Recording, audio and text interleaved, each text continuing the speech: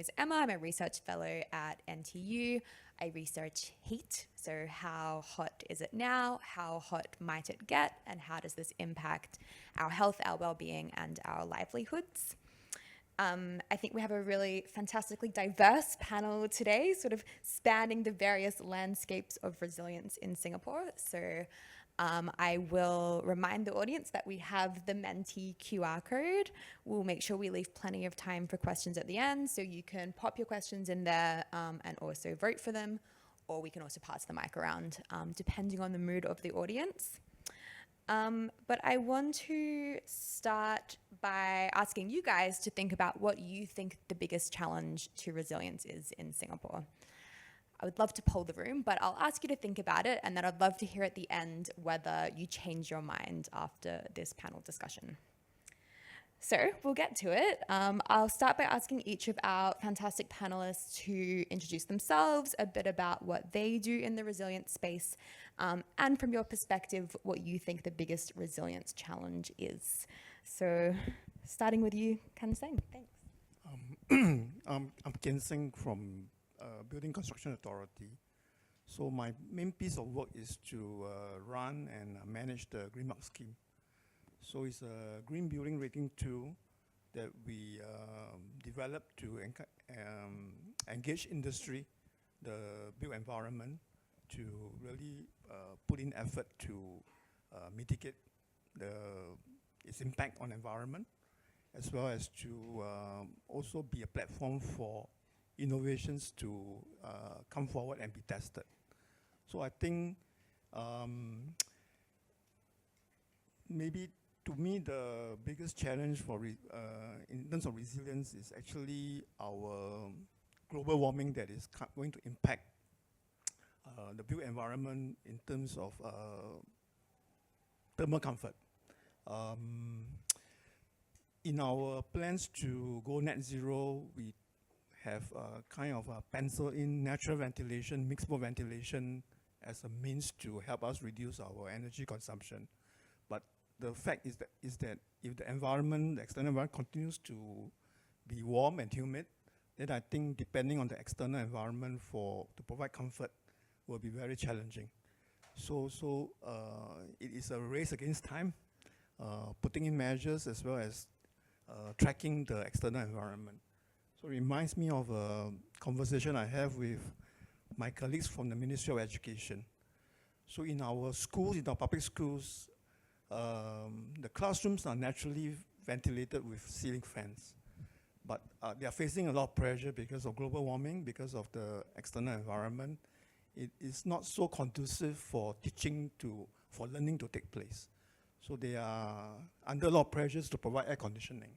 It will mean that the energy consumption will go up, and that will then lead to more global warming. So you can see that it's a vicious cycle. So maybe that's what I would like to put it forward as a challenge for the built environment sector. Hi everyone. So my name is Nhang. So that is how it sounds and that's how it's spelled. So I'm the partner from EY Climate Change and Sustainability Services. So we serve mostly corporate, right? So I actually work with corporations on their sustainability strategy. And for the past few years, the focus is actually to help them on their climate change risk management program. So, and I hope that I can bring that perspective from the corporate side to these conversations. And you might wonder, like, why do you want to care about business? And I think that's a part in our conversation that companies are often painted more like the culprit of the climate change rather than the solution provider, right? Which might not be the real, the complete pictures. Because think about it, I think corporations provide jobs, right? For the economies, and this is really real in Singapore. When I talk about corporate, I'm not talking about like the Fortune 500 corporations. I work a lot with SMEs who face the real challenges on the ship in their business environment and in certain extent the physical environments because of climate change. And SME, they actually provide for based on some rough estimation, 70% of like the job in Singapore, right? And in many other markets.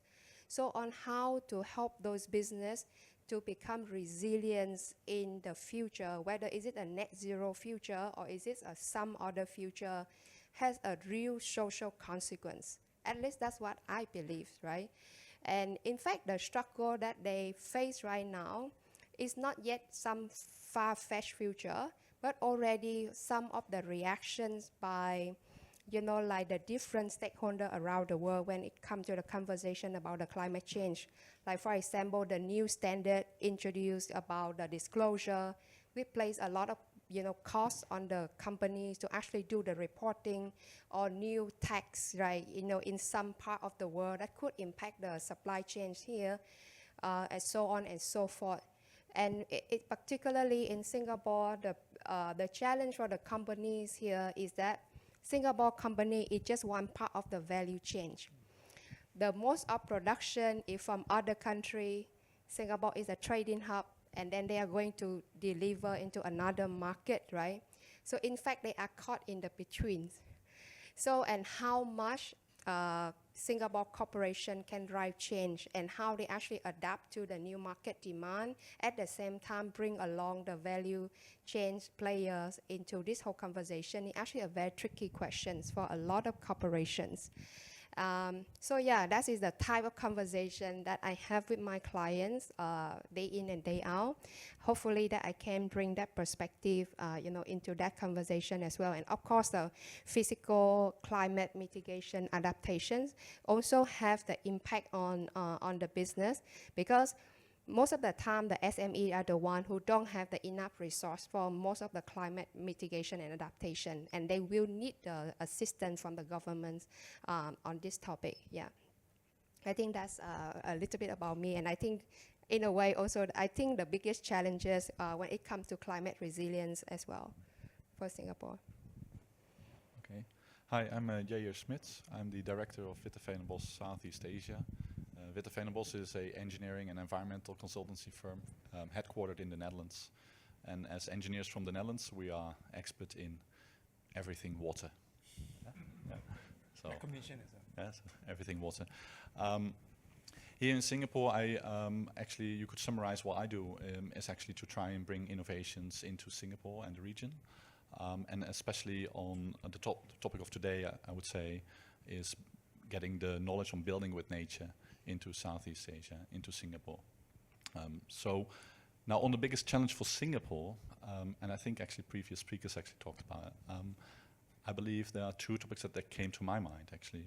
One is the supply chain risk.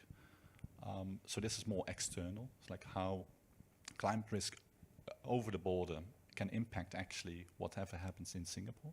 Think about food, water, other resources, and heat.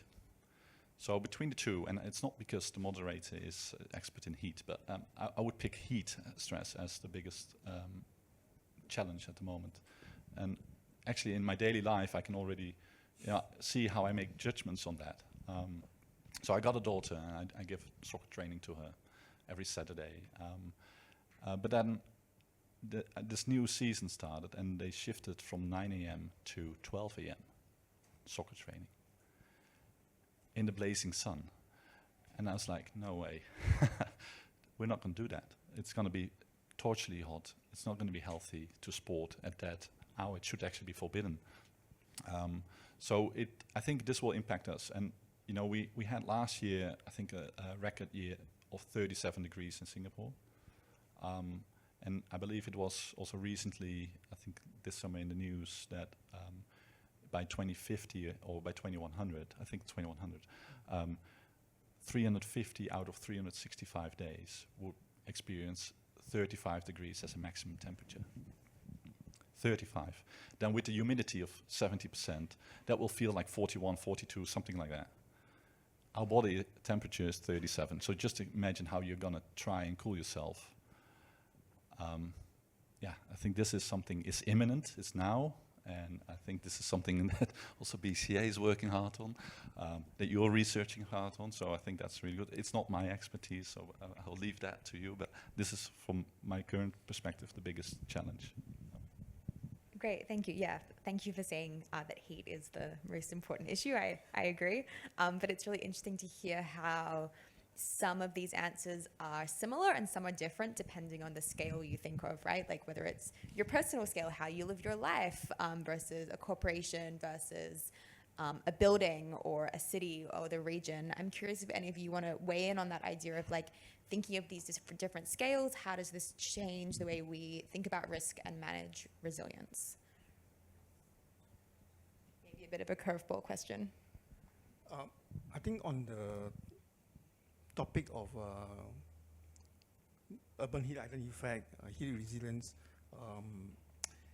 in Singapore, there is actually an interagency committee looking at this. I don't know, I think you may have heard of Cooling Singapore, which is research set up to kind of engage with this intergovernment agency.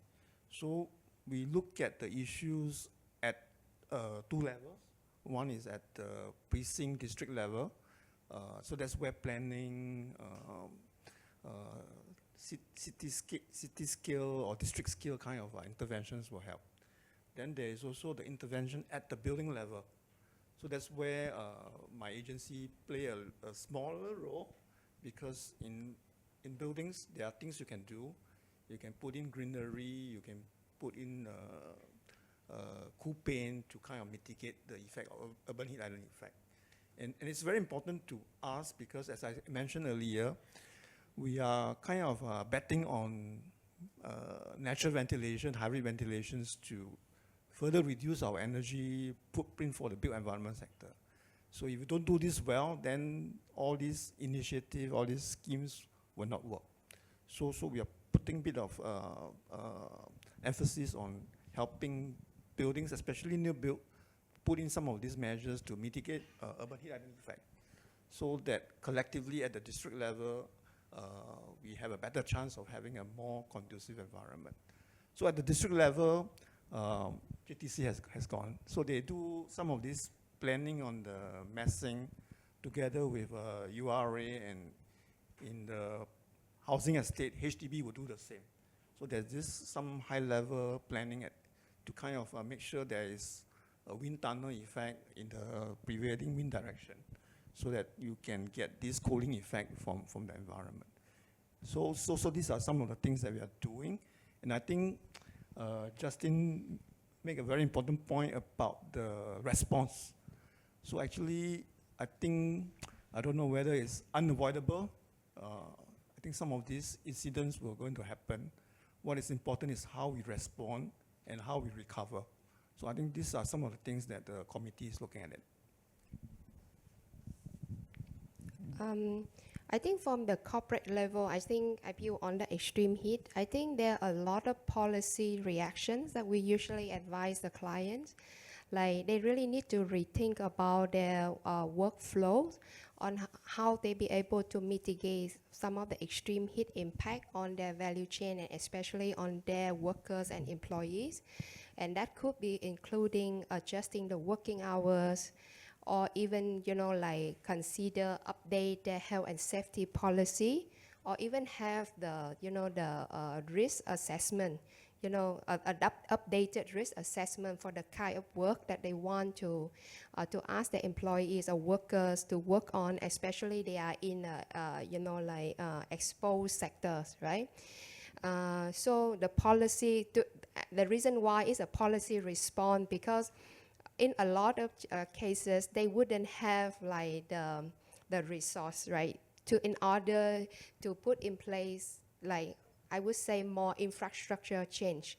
Like if they really want to renovate the entire, building to make it more air ventilations and so on, most of companies would not go for that option, because first of all, it's way out of their budget, right? And they will actually look into, either their landlords or even the government to actually making that change. So I would say most corporations, looking at it from the policy point of view, rather than there actually any infrastructure investment and so on. But I think it's still an important that the companies recognize that important, that risk and reflect that in their policy. Yeah. Great, thank you so much. As much as I want to talk about heat forever, I want to throw it over to you, Jair, and your more coastal expertise. I wonder if you could talk a bit about the role nature-based solutions can play, obviously things like mangrove restoration, artificial reefs, how these are either sort of complementary to traditional engineering approaches, or whether there might be trade-offs that we think about in Singapore. Okay, yeah. I love that topic. Yeah.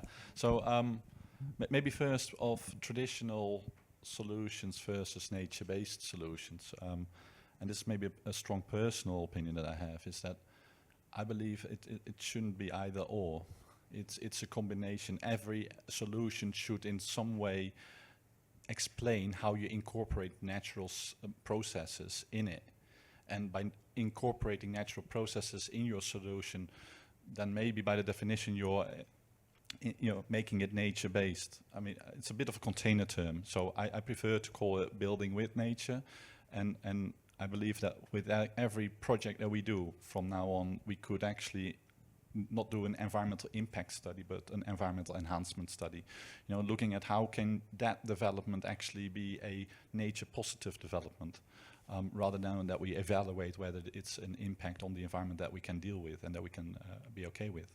Now, when we look at the coastline for Singapore, 70% of the coastline is hard structure. So these were initially not designed to be per se nature inclusive. I mean, that was way in the past. It's what is currently there. So I think in the future, to build towards a resilient coastline of Singapore, we have to look at incorporating this nature.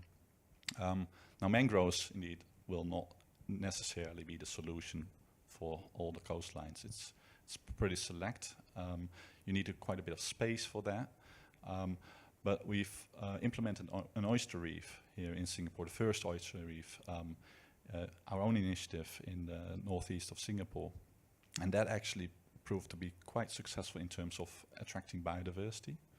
And then if you were to think bigger and enhance that, then actually these oyster reefs as building blocks can actually be wave attenuators to reduce wave action to your coastline.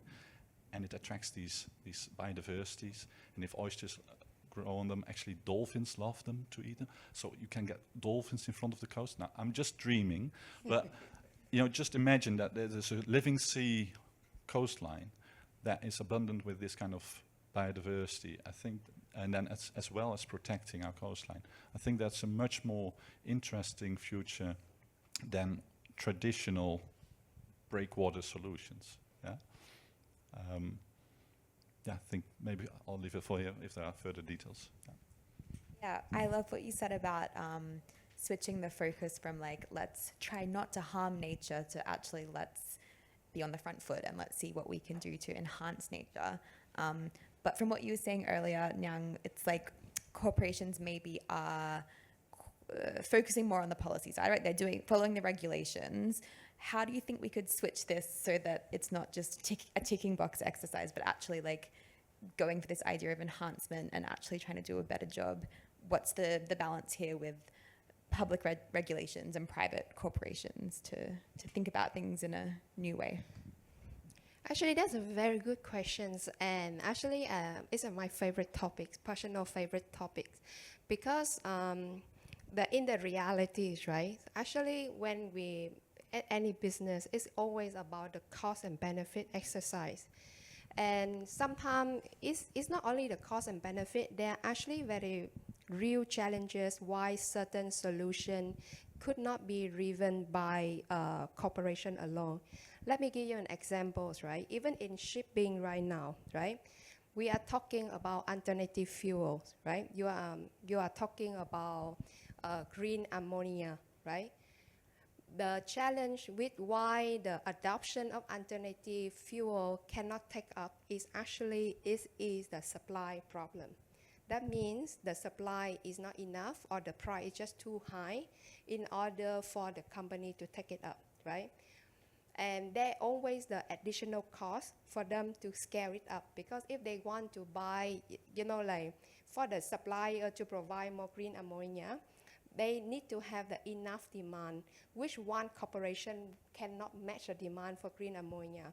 So there is a need for the association from the different shipping company and to work together in order to accelerate the demand so that the supply for the green ammonia can take up. And in this whole conversation, the role of government is really important, because when you talk about shipping and alternative fuel, you talk about the port infrastructure. And it's just not Singapore port, right? It has to be on the other port that the vessel that potentially pass through when they, from Singapore alone. So the infrastructure upgrade conversations is not something the corporation can do. It has to be the government to government, right? And same thing, in order to scale up the supply of certain alternative fuel, you need the government support, right? And in some cases, the financial support in order to scale it up. So for business, SME, clearly they don't have the resource to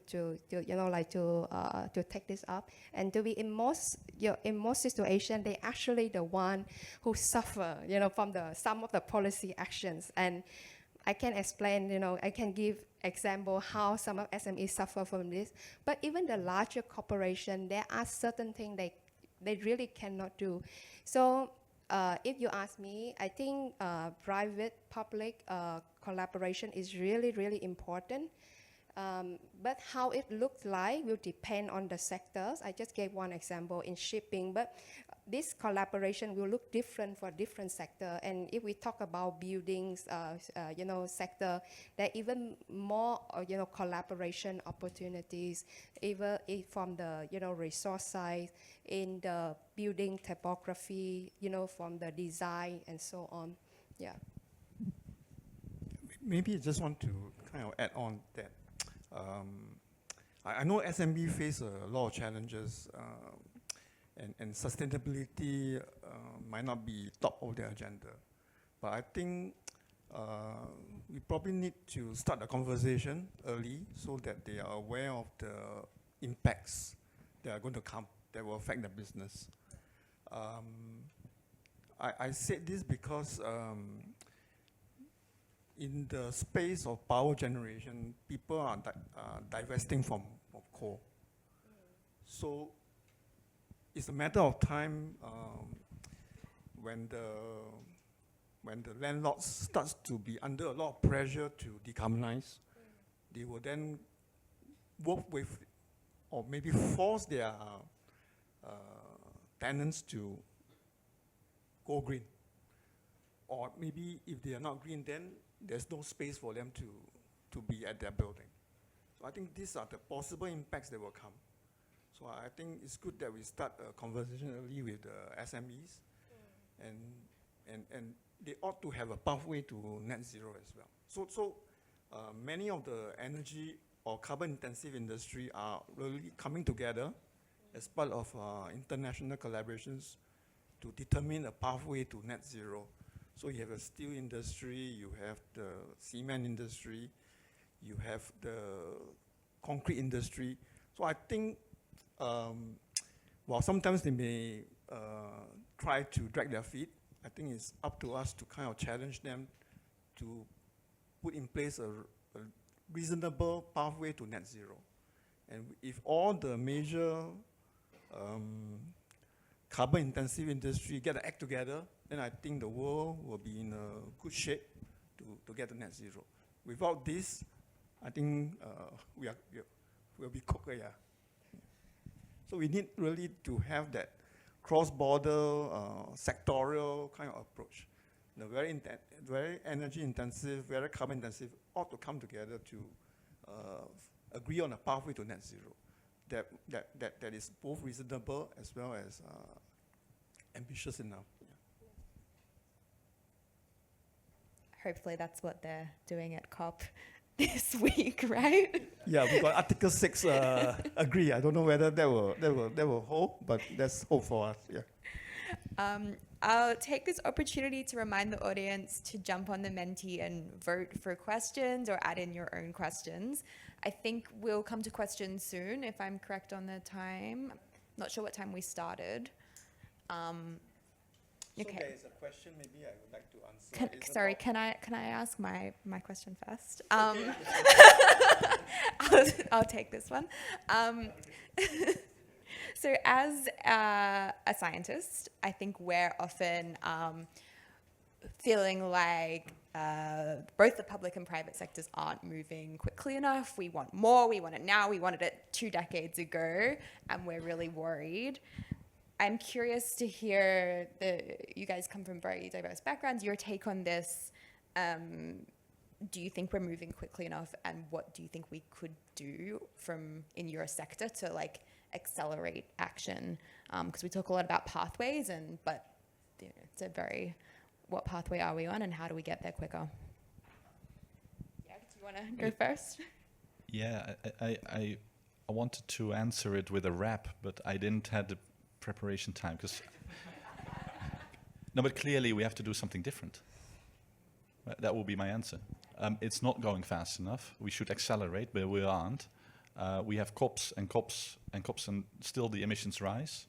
So it's a lot of talk, but no action. So it's really about getting to actions. And personally, in my own field, what I do now is actually get started. Just get started on small steps and bigger steps and bigger steps. Now, in the collaboration, I think this is, and this is also, I think, with the adaptation part, it's very important for the public sector to have these pathways and to communicate that very clearly to the industry and the public. And in these adaptation pathways, the future is still uncertain, whether it's scenario 1 or 2 or whatever. It's still uncertain, but you need those pathways and future scenarios that you know when to adapt to something. Because the longer you wait for making a decision, it becomes more inevitable to make a very, very hard and very expensive decision in the end that will have very big consequences and will be very difficult to implement. And that will be for the very few. Now, Singapore's rich, Singapore can do it. But for many countries out there, they don't have that choice. They have to make these decisions already. They have to get on that position. And this is where public and private collaboration comes in. Now, when it comes to nature, one part is lacking is funding.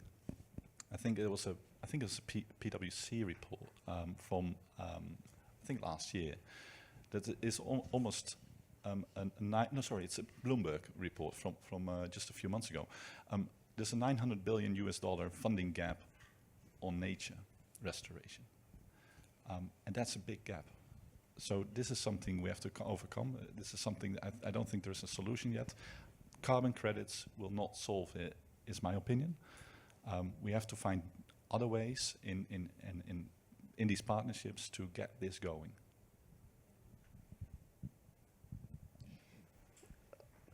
Okay, so first of all, I want to say this is my personal view, totally not EY view, right? Because I just want to make it clear because, okay, my background, I was an accountant, right? And I make the switch to sustainability because of my personal interests, right? So that's why I want to make this is my totally personal opinion. We are not making enough changes purely because I agree with you, it has to have something new. And in fact, recently EY actually commissioned a report, we call it a new economy, right? We will not change until we have the different way of looking our economy system. Because just put it this simple, right? Right now, all the listed companies are required to report their profit and loss quarterly. And the market is still react to that, profit and loss statement. And then you feel like it's crazy, it's just a report, it's just some numbers, right? But actually, to your question, that particular report can move billions of dollars easily. And then we feel like we just want to raise a certain amount of money for our nature base, and it's so hard money to come by. But the financial statement can easily do that. And it's just accounting rules. So I personally, I feel like if you continue to measure our growth using GDP, if you continue to measure the CEO performance based on the profit and loss and his quarterly result, we will never have the real change, to be very, very honest, right? And I think sometimes we feel a little bit hopeless and we feel like the climate change problem is unsolvable. I tell you, it's not. It's just like when people got enough incentive, how fast things can move. And we actually have the historical lesson for this. If you remember the ozone problem, right?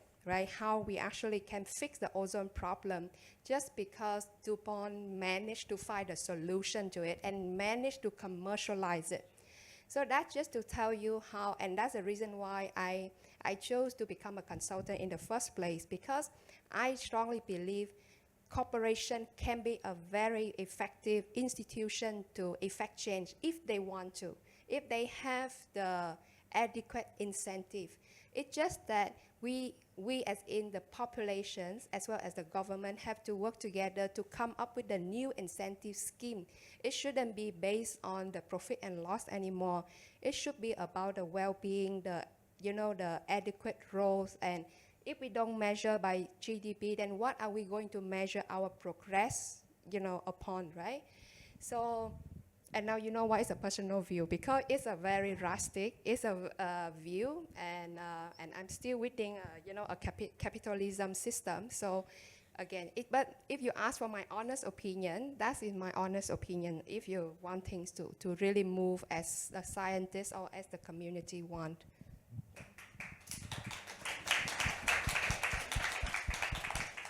Okay, please do not repost it.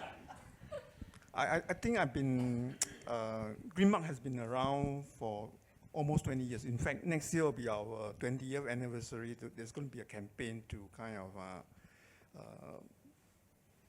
get in touch, promote it to our stakeholders, get them to celebrate some of the successes, some of the little wins that we have achieved. So I think in the earlier years, it was a very hard sell. Very few people were convinced of the business case, of the need to do good for the environment. But I think if I look back on the last 5 years or so, a lot of changes. Now we have a lot of the adjacent sectors supporting us. The banks, the insurance, all are coming on board on the Greenmark scheme in terms of recognition, in terms of providing loans and everything.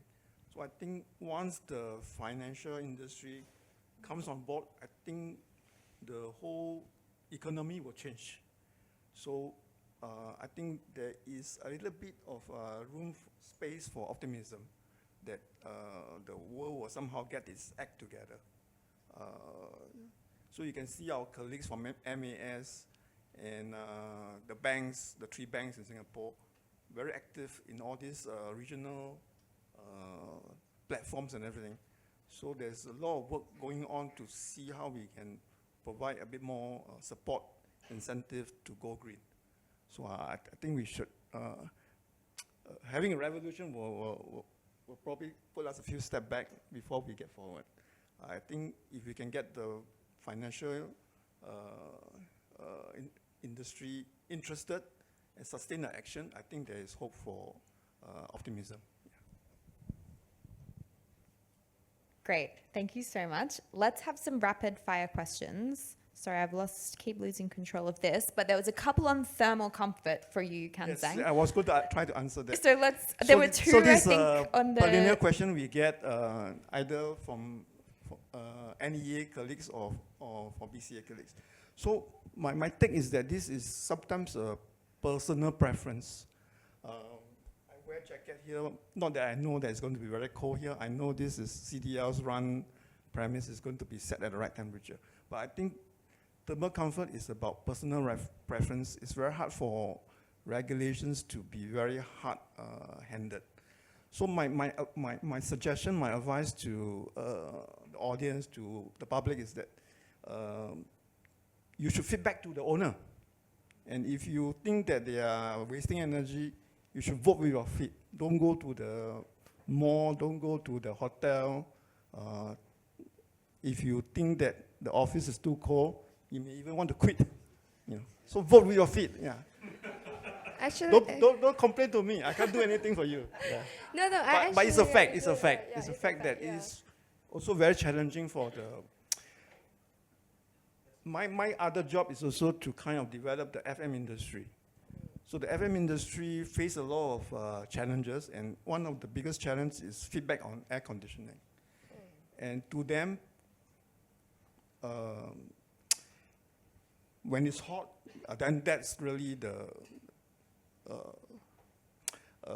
how would say a lot of it's harder to. I mean, you can put on when it's cold, you can put on a jacket, but it's hot, you really can't do anything about it. So it becomes quite messy, quite difficult to recover as a. So generally, if it's cold, they like it better. So because there will be less complaint, less need to kind of take remedial action. So you will have this tendency that there will be some overcool space, unfortunately. But I think this has been a very activist green. We should feedback to the owners, hey, you're wasting energy. Yeah, we should do that more often. Because telling me I can relate the information to them, it doesn't help. Yeah. But if you vote with your feet, I think things might move, might change. Yeah. There you go. Yeah, this one's for you. We love nature. We love it's protecting our coastlines. Where can we look to in Singapore to see some examples of this in action? Or do we have to go to the Netherlands? Sungai Buloh? Well, soon I hope you can travel to Bintan and see some very nice projects that we hope to kickstart very soon. There's actually one already that we kickstarted. So when I became the director of the office, I thought, let's take action straight away. And we plant a mangrove forest so that we offset our carbon emissions of our office. And it turns out tremendously well. So that mangrove forest, actually, you can't walk into it anymore, so it's overgrown. But you can see it from a distance, and you can see it even from satellite that it grew very well. I mentioned the oyster reef that we had. It actually is on the Straits Times featured. It was a huge success. It got a lot of attention. It was at the Changi Sailing Club. Unfortunately, we didn't have the means to continue our permit. So we had to get a permit to implement it, but we didn't have the means to renew it. So just to avoid any possible penalties or whatsoever, we took it away. Yeah. So there's no dolphins coming? There's no dolphins coming to Changi Sailing Club, no. But we are in discussions to see how we can actually scale this in Singapore. And because it has such a success there, and it can be a success in many other places. So yeah, for my personal, I don't have an example here now in Singapore to show you. I have one in Bintan, and hopefully soon many more. Awesome. We look forward to seeing them. I've got a question here from me actually about loss of forest in Singapore and how much we can afford to lose before it just gets too hot. I think this kind of idea of land scarcity has come up a lot in the various discussions today, and it's obviously a massive challenge here in Singapore, as my technical training is in ecology, and so my answer as an ecologist is none. We have so little left. We keep what we have for multiple reasons. In terms of heat, it's already too hot, right? Already living this close to the equator. It's too hot, it's too humid. We live a very comfortable lifestyle with our beautiful air-conditioned buildings. But when your kid can't play soccer on the weekend, you start to think that maybe this isn't okay. So my view is that clawing back every increment of temperature, whether that's limiting global warming, but also limiting urban heat island effects by maintaining as much greenery as we can, is really essential, and is not just a matter for biodiversity and for nature, but also for us and our comfort and our lifestyle, which we are very blessed to have. And I think that we can actually view it from a very selfish perspective, that we want to keep the greenery and keep the forest for our own benefit. Happy to talk more about heat anytime. We might take another question. Yeah, let's. Oh, yeah, let's go to the audience, please. So we have to borrow mic. It's not for me, I think. Oh, at the back. I thought it was the lady over there.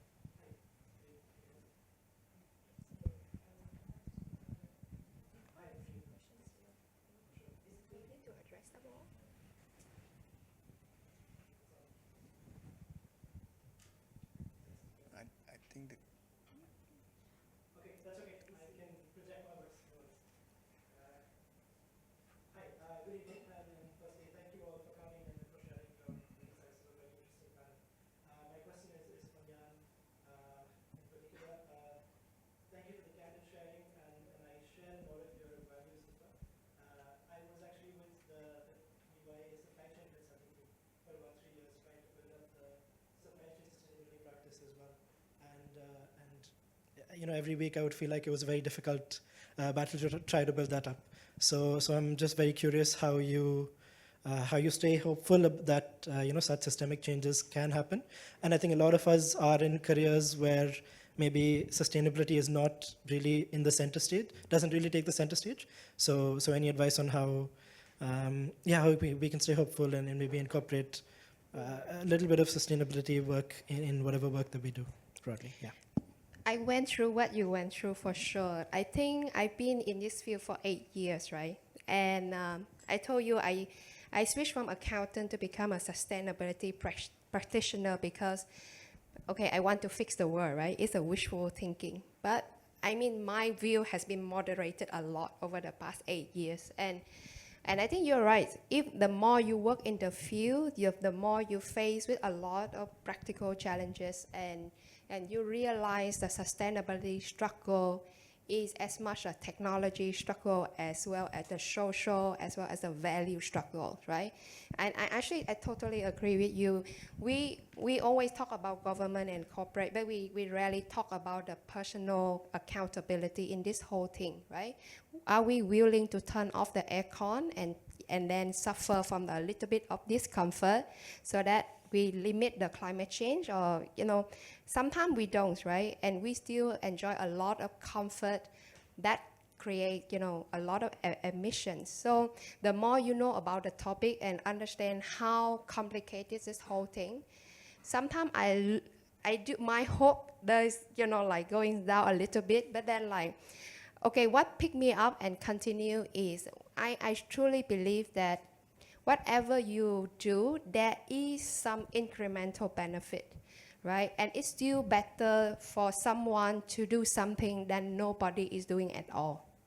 So actually that, and my only hope is that if I do enough and I go out and talk about it enough, right, there are actually enough people to join hands and we can actually have the collective effort and to fix this. Whether it will happen, I don't know, right? But I guess it's just my personality. I just don't want, you know, going down without fighting, right? So I'm going to kick my legs, my hand, whatever it is to stay afloat. Because whatever you do, you are doing better than yesterday, right? At least even if today I go out, at least I and talk about it. I might not change everyone's view, but at least if one person changed the view, that is 1% better than yesterday. So it doesn't matter how small the change is. Any change for the better is still, still good, right? At least you do something rather than to not do something. So for me, the cost of inaction, it actually is much more than the cost of action, basically. So, and that's how you, I pick myself up and try to do this. But totally align with you. There are days where, especially on days where I have a bad client meetings where people like, you know, they just don't buy the idea. I really do ask myself whether whatever am I doing, is it good enough and so on. But it's okay. I think you will, I think if it's built on your personal value, you get over it and you continue, I guess.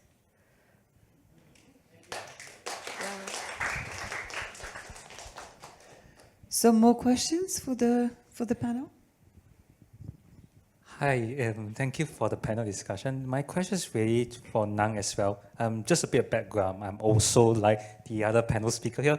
I'm a consultant at a Big Four. So I think my question here is, I think for Nhang is, I think often the challenge we face with consulting with, I think corporate, especially the financials, is that what's in for me? What's in for money? How do you steer the conversation of climate change from being just dollars and cents and actually incentivize, I think, especially the finances, that this is a existential threat and it affects all of us. And with climate change, everyone suffers in the end. Like, how do we steer it from a checkbox as well as a P&L exercise to a more value-based kind of like conversations? And I think personally for me, that might be a way to change how corporates think about climate change instead of just thinking about it in compliance and P&L. I'm reluctant to provide the answer because we are nowhere near ideal stage at the moment, right? But at least right now, the conversation that I'm having, and funny that I use it, but somehow I appreciate the regulations, right? In the Singapore context, regulation does work because people care about compliance, right? So like what I shared earlier, it has come to the stage that I have to think about what works. You know, like sometimes you have to pick your battles. Some people will appeal to personal value. Some people, just to be fair, a lot of people do sustainability as a job, right? Not everyone doing sustainability, you know, as a passion. So sometimes if a regulations, a compliance is where you need to start the conversation, then just start with that. In fact, I have clients who started out with just a compliance with sustainability reporting, which probably not the most exciting topics, right? But you realize that you start with something like that, but then you realize when the organization start disclose something, they actually now have a lot more pressure to improve their performance over time. And then you can actually use it to push a little bit more, right? Okay, sometimes I feel like you work with like, for lack of better word, like you know, like your kids are, hey, how about like doing a little bit more in this area, so like your report looks a little bit better next year, right? But I know they are driven by that, but it's okay. At the end of the day, they agree to cut down on energy consumption, so the objective is the same. So I guess, and that's, I think, and even though a lot of people don't believe it, I think that's a role as a consultant you play, because as a consultant, we should be a little bit more, how to be street smart about it. Use whatever work, the tools are available to you, as long as it moves along the conversation forward. I think it's okay, yeah. Thank you. Any more questions for the panel? Thank you for the wonderful panel. Actually, thank you for also picking up my Mentimeter question, which was around inspirations that we can see. But I actually meant it globally. Like, I meant, what can Singapore learn from any real life examples that exist where nature-based solutions or something working with nature has worked in protecting coasts? Yeah. So actually, in the previous session, it was at 6, I think, there was someone from Boscalis, and together with Boscalis, we are part of an EcoShape consortium, and it just started actually many years ago, I think almost 15 years ago, that as industry players in the field of water, or protection against water, we came together and said, like, there is a limit of how much we can engineer our way out of, into safety. We have to do something different. So we have to learn to build with nature. So this is where the term building with nature came from. But in contrast to engineering, where we can calculate a lot of things, with nature you can't really predict how it will exactly work. You can understand the natural phenomena, you can simulate it, and then think how you can work with it. But how fast that mangrove tree will grow, or how much seagrass will come, and how much it will dissipate the wave energy, exactly, you don't know. So we have to learn by doing, and so many pilots have been started in the Netherlands and around the world. So just to name a few, and it was also by Dinda from Boskalis, a very beautiful project is in the Netherlands called the Markerwadde. Markerwadde is an artificial island in the Marker Lake, which was actually created to capture suspended sediments to make sure that the lake, which was very murky and loss of life, it was dead basically, to bring it back to life. And they succeeded. It's now a bird paradise. It's a huge success. It's a huge attraction for tourism. It generates so much positive, activities around there. So that's one. Here, maybe closer to this region is a project in Demak in Indonesia, north coast of Java. This project is actually designated by the UN as a UN flagship project on nature-based solution. So what happened here, in just very short, is that there was a mangrove forest protecting a coastline.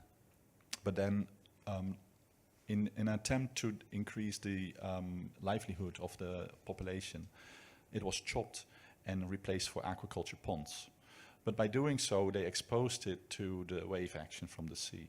So it starts to nibble and erode the coastline away. And just in a matter of a few years, the entire coastline got eroded a kilometer inland. 1 kilometer in a couple of years. They attempted to build dikes and dams, but they all sunk. It was soft sediments. They didn't work. So what we did was building with nature. We looked at the processes. We saw that's an eroding condition. So we have to first reverse that into a sedimentating condition. So we implemented so-called semi-permeable dams. These are dams made out of wood that's available in the vicinity, wooden beams, vertically placed, and then in between twigs. So you can imagine these twigs, when they put together, it blocks the wave action, but it lets the water with all the sediments go through. Then behind that dam, it becomes calmer water.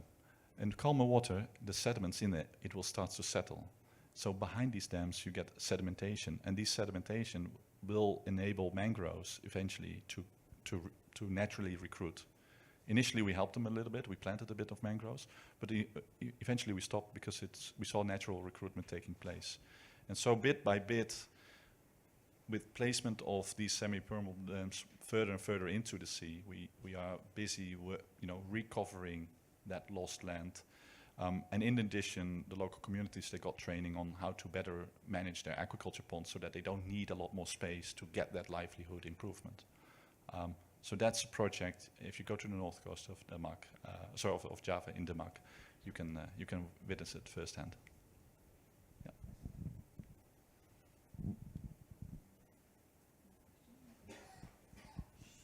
Sure. There's one coming up on the Menti, I think, which might go to you, Seng, on so how can knowledge from Greenmark be implemented for sustainability reporting? I don't know if the person who wants to speak up and maybe clarify.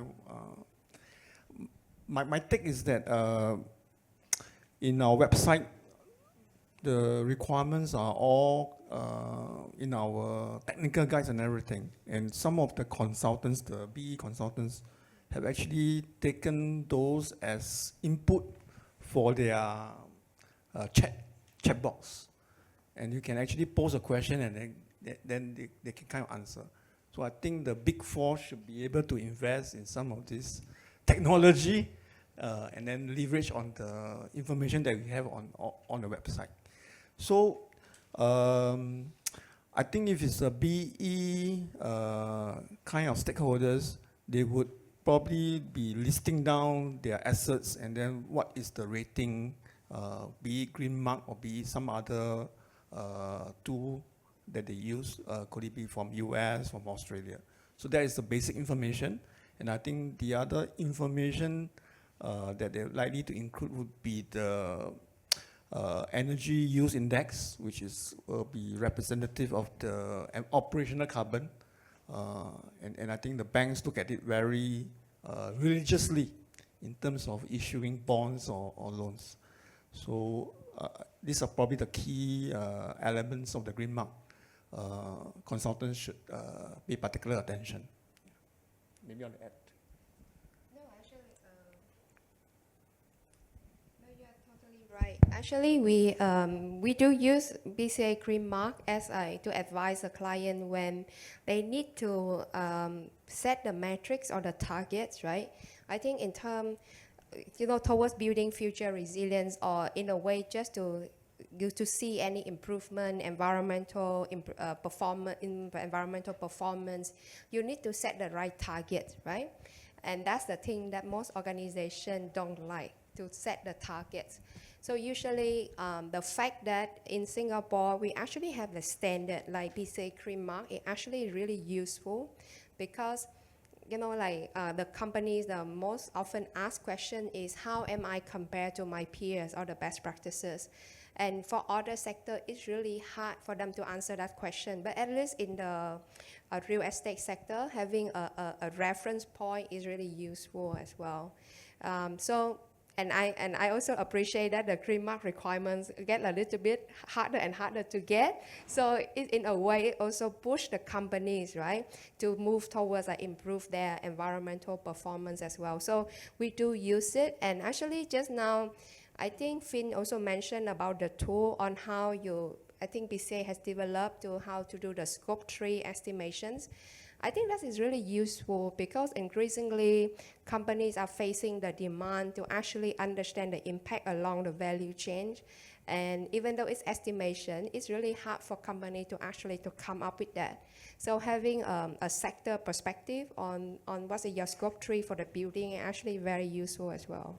So yes, beyond the cream mark, we also look at your carbon tool as well. So thanks for that.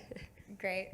We will finish up, but I'll end with my question back to you. If I could have a show of hands of if this panel changed what you think is the biggest risk or biggest resilience challenge in Singapore?